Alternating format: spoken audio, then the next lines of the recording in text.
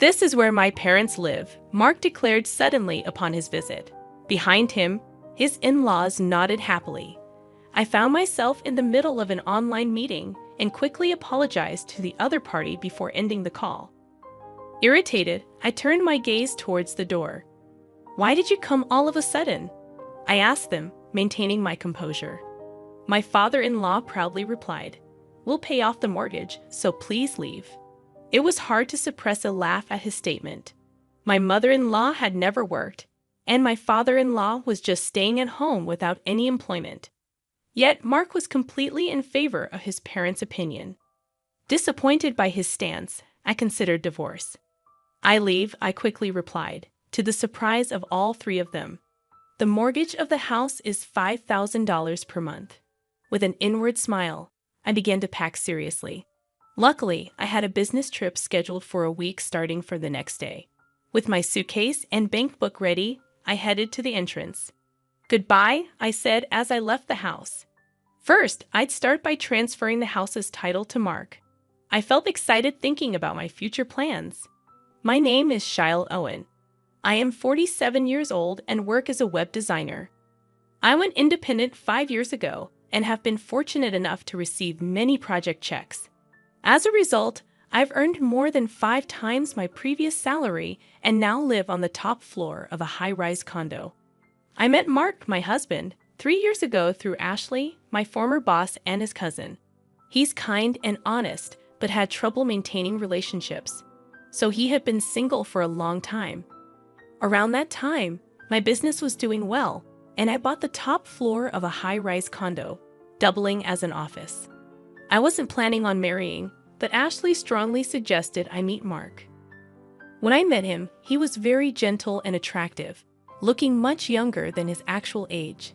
We started dating and got engaged within 6 months. My parents had already passed away, and my only relative was my brother. So my brother and his wife also attended the family meeting. From Mark's side, his parents and cousin Ashley came.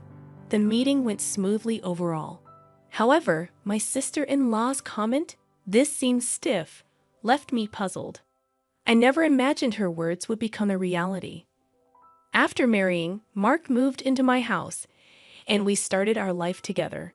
His workplace was harsh, requiring him to leave early in the morning and return home past midnight. Despite this, his salary was only a quarter of mine. I suggested to Mark, who was exhausted and went to sleep immediately every day, "It's bad for your health. Why don't you look for another job?" However, he reprimanded me with a face full of anger. "Are you saying I should quit my job? Are you looking down on me because I earn less?" I was surprised by Mark's strong reaction, as we had never argued before. Feeling uncomfortable about unintentionally disrespecting his job, I decided to apologize sincerely. "I'm sorry. I didn't mean it that way. I'm just worried about your health." Mark quickly calmed down and apologized. Our first argument ended swiftly. However, it became difficult to suggest a job change afterward. Mark's return time got even later, and he eventually spent half the week at the office. While I was concerned about his health, he seemed to enjoy his job. So I decided to support him as much as I could, creating a relaxing environment whenever he returned home. "Hey, about my dad's medical expenses, could we increase the remittance a bit?" Mark suggested this when his father was in the hospital with back pain. Sighing inwardly at his request in his father's hospital room, I didn't hesitate to help my in-laws, as I had no parents of my own. Our household depended on my income, with Mark contributing a part of his salary to his parents. His salary wasn't low for a man in his 40s, but the exact amount he kept for himself was unclear.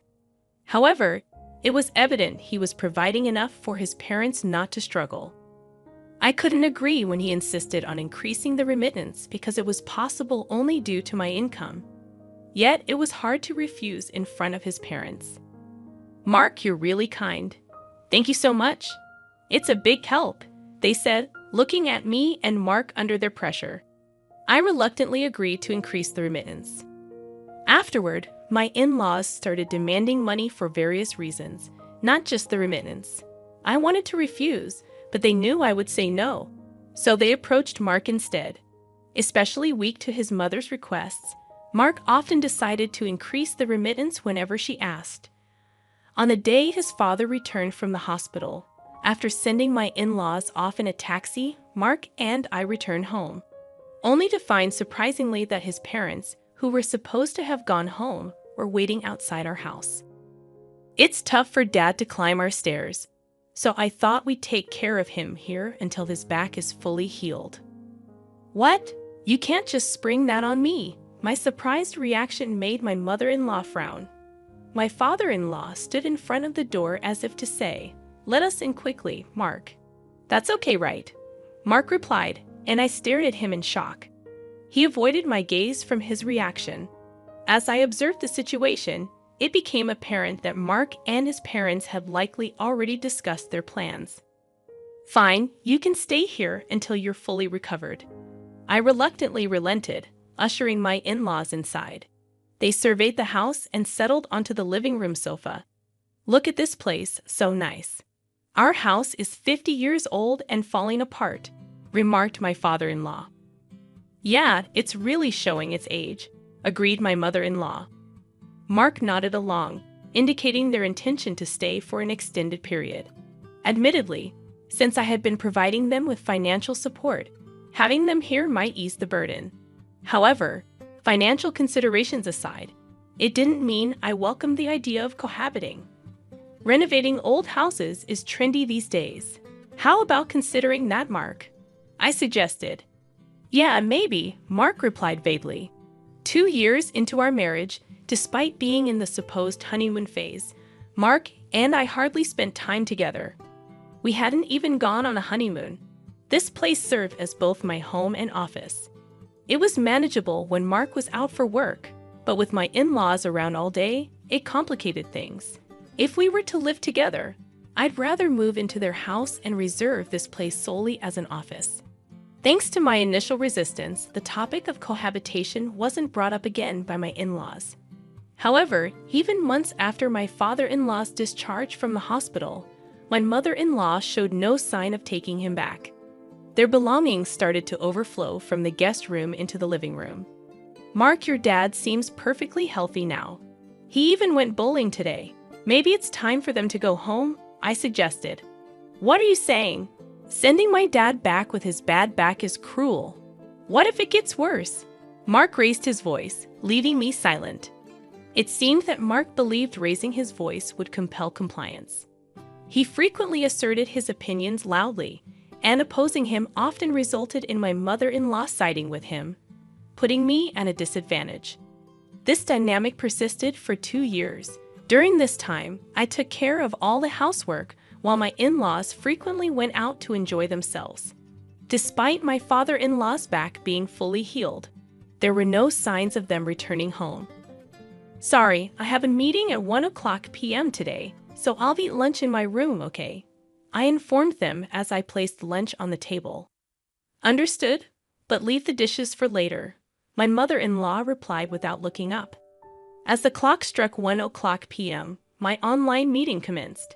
However, about 10 minutes in, the door burst open, and Mark declared, "This is where me and my parents live."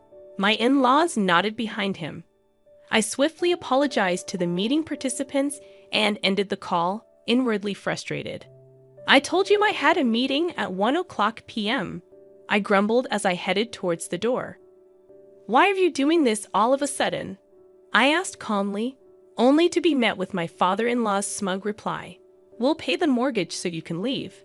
Suppressing a laugh at his audacity, I simply replied, "All right, I'll leave," surprising all 3 of them. With the mortgage at $5,000 per month, I couldn't help but smile inwardly at the prospect of moving forward with my plans. I approached the task with a solemn expression, aware of the serious decision I was making. Fortunately, a week-long business trip awaited me starting the next day. Armed with a meticulously packed suitcase and my bank book, I headed for the exit. "Goodbye," I uttered, bidding farewell to the home that had become a source of contention. The first order of business was transferring the house title to Mark.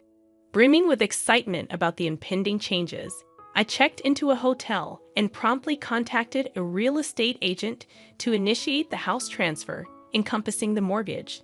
The success of the transfer rested on Mark's ability to handle the mortgage. If he couldn't manage it, the options were a lump sum payment or selling the house. Accepting this reality, I directed the agent to find me a new home and office. My work could be conducted remotely, but a dedicated office space was crucial for calm client discussions. The agent identified a suitable location approximately 40 minutes from my previous residence, complete with top-notch security.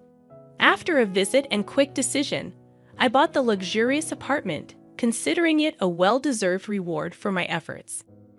In the interim period before the move, I stayed in temporary accommodation.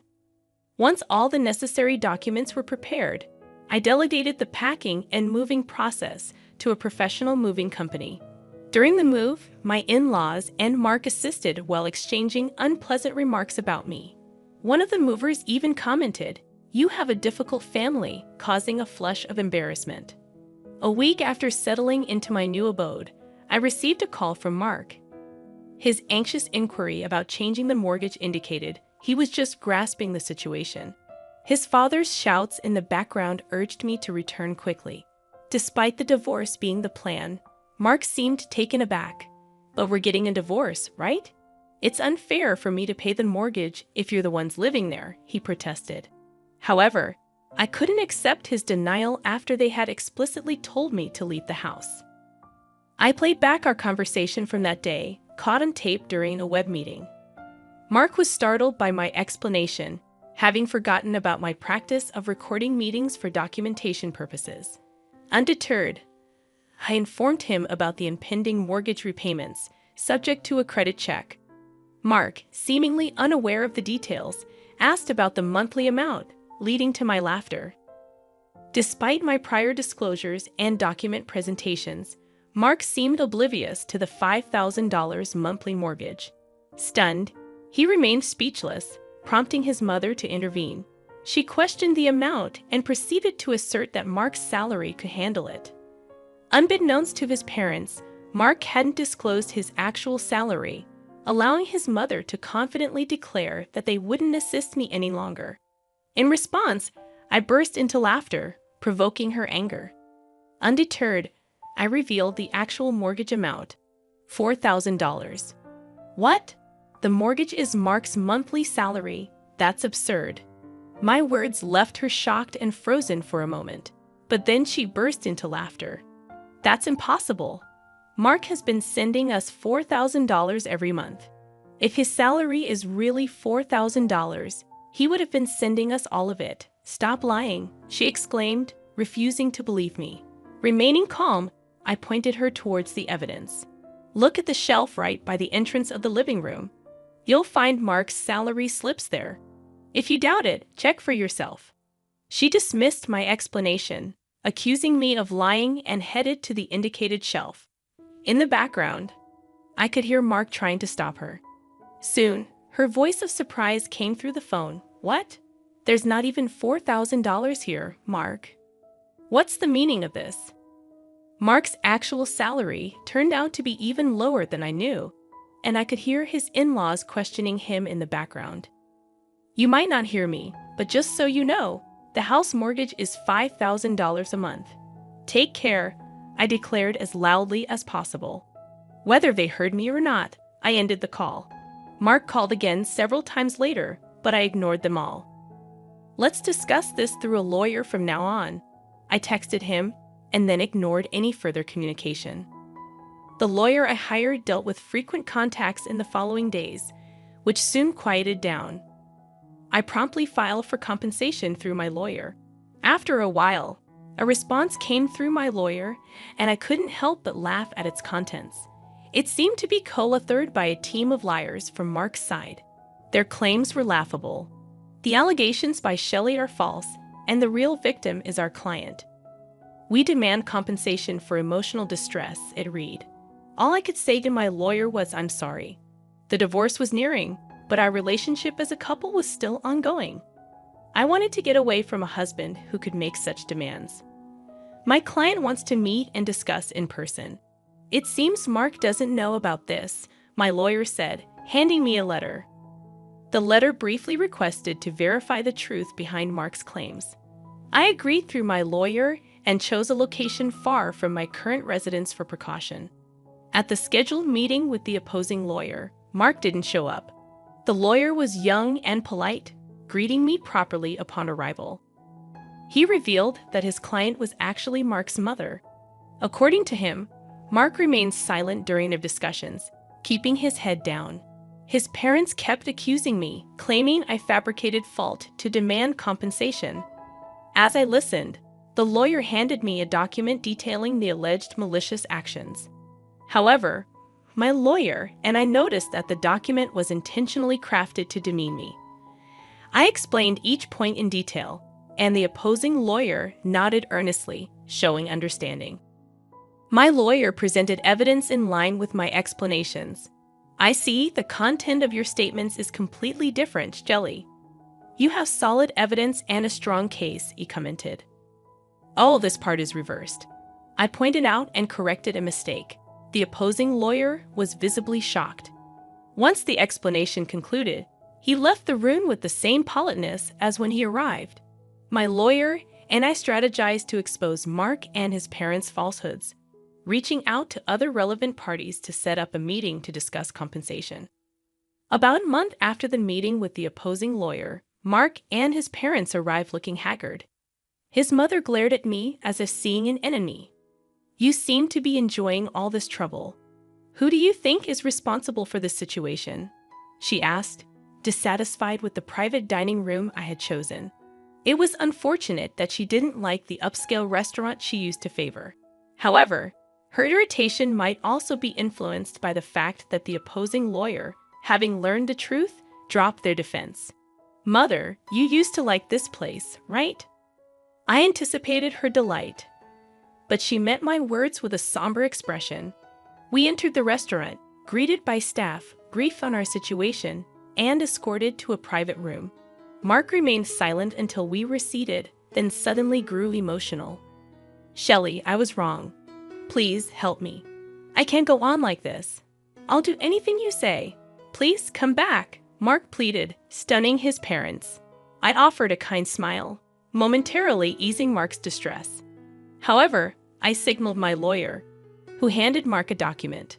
As Mark paled, I urged him to read it. His mother snatched it, glaring furiously. The document meticulously refuted each of Mark's claims in stark red ink. Enraged, she splashed water on my face, berating me for my arrogance. To everyone's surprise, I burst into laughter at the absurdity of the situation. My laughter caught them off guard, including my lawyer. Yes, it seems I wasn't the perfect wife, I quipped. I shared the burden of household chores, endured criticism for my infertility, and even had my earnings taken. As Mark's parents continued to rail against me, I signaled my lawyer, who produced a photograph. It depicted Mark entering a hotel with a young woman, my former boss and Mark's cousin Ashley. Shocked into silence, Mark couldn't deny the evidence.